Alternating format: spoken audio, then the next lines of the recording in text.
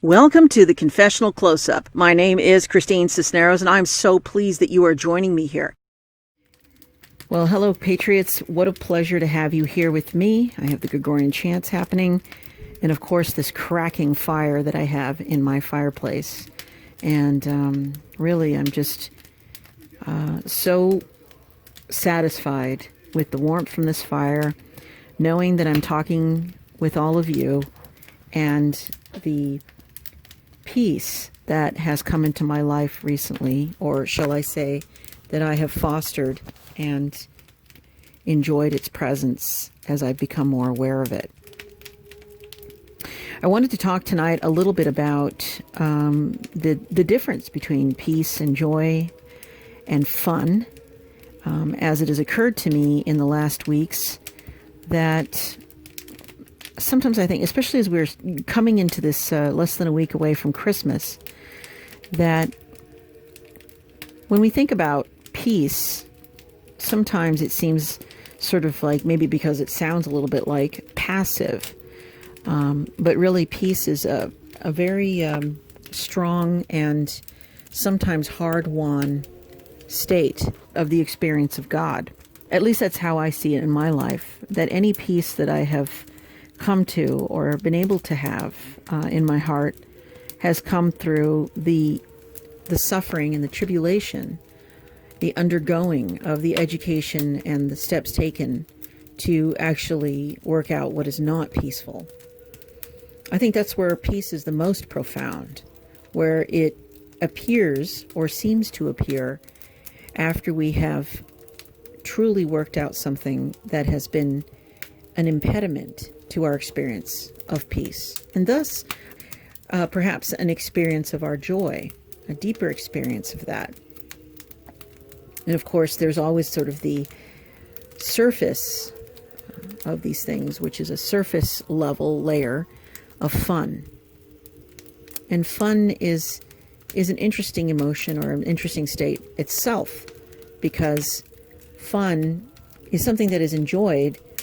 and yet it is not really peace and it's not really joy. It can have elements of those things, but it's not truly those states of peace and joy. There have been times when I've been very peaceful, when I've had a lot of peace, but not a lot of joy in that moment, because it's not the same thing. Just like religion and spirituality are not the same thing. Sometimes you can have a nice sandwich when you put them together, if it works appropriately, but it's not the same thing. One of the things I find is that there is some reticence around joy, perhaps because there are elements of our lives that we can clearly see at that point when families get together, especially, where the joy is not present because there is no peace about a certain situation or a relationship or a dynamic, or a way in which a family has survived hard times, but what to do when the times are no longer hard and the habits and the behavior still subsist. In some ways, I think that the idea of having peace as a qualification for being a better Christian or having more of a spiritual complexity to us seems to be like some kind of competition with the design that we are to actually take things head on to improve ourselves and to improve our situation that we find ourselves in. The God-given challenges that we come to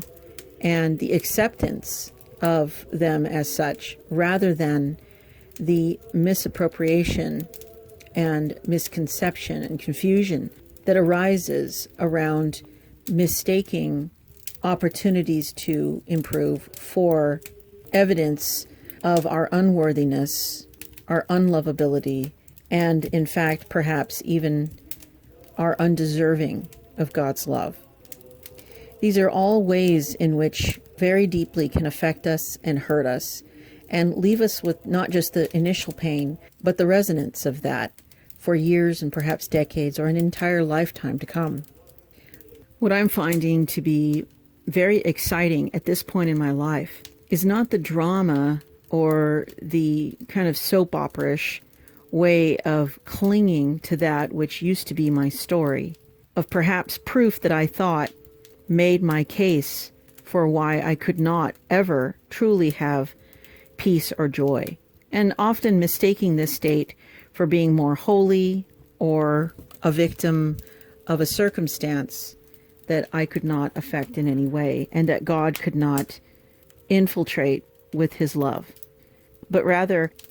an impending and sweet victory, if in fact that which has impeded in some way, impinged upon the spiritual nerves that register joy and peace, but instead have rendered pain and upset, to transform them into that light, which would be a very deep relief and joy. This is exciting to me because these are the miracles that are spoken about in the Bible. And these are the miracles that are often spoken about from those who've encountered the love of God and the miracle of light through their own tribulations and what was rendered out of them. With so much of an emphasis on that God will deliver us and God will take care of everything and God will produce miracles for us. And indeed, this is the case. We are nonetheless invited to meet God and to be a participant in our miracle, to be someone and a people that actually has a deeper experience of what is being done as God's will, and God's will for us when we are present to the intrinsic knowledge and wisdom that we were designed out of, to actually accept that this is the true reality of our existence. While we know that it is God's good pleasure to give us the kingdom and the peace and the joy and the fun that comes from that, and with that, we must also realize how much more we please our Heavenly Father when we indeed are involved and are fully awake to that which has been provided and that which is the truth of our regal spiritual roots. As we near the day that is the shortest of the year, and indeed we have between 5 and 6 hours of daylight here in Seattle, Washington at this time of year, it creates something of a backdrop that augments and makes the light even more brilliant, more valuable, more visible, and more exquisite, as it almost seems a tangible interruption, just as in the old days when you'd hold up a negative of a photograph and search for the points of light to make out what the picture is. In these ways, we are invited to be introspective about our lives, to hold them up and to see not the darkness, but the light that has come through them, so that we may augment and we may improve and expand that light to create a full spectrum picture,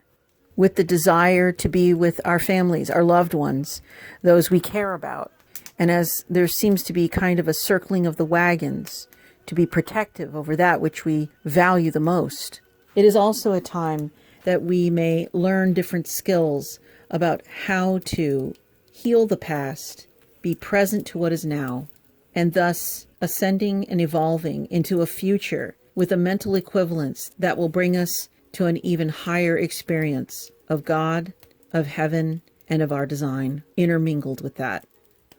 In all of our desires, in all of our imaginings, let us be content in knowing that there is nothing that we could dream of, and there's nothing that we could imagine that would be greater than the plan that God has for us.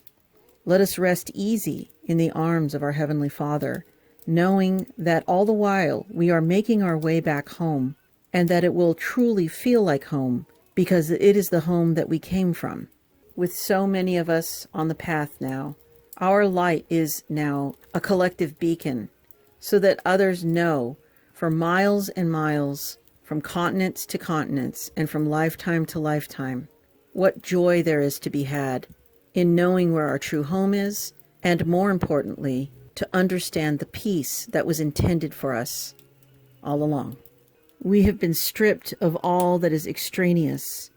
and of those things that are perhaps superfluous, to remind us in this dark time and in this dark time of the year what is truly important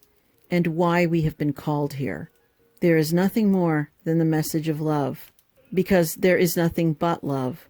And so our message over and over will be that of love, as we are refined, as we are rebuilt, and as we are reminded, yes, of the joy, yes, of the fun of the season, and definitely yes, to the absolute peace and love of God, who loved us so much, he sent his only begotten Son, Jesus Christ, who in turn loved us so much that he gave his life for us, so that our peace would be complete.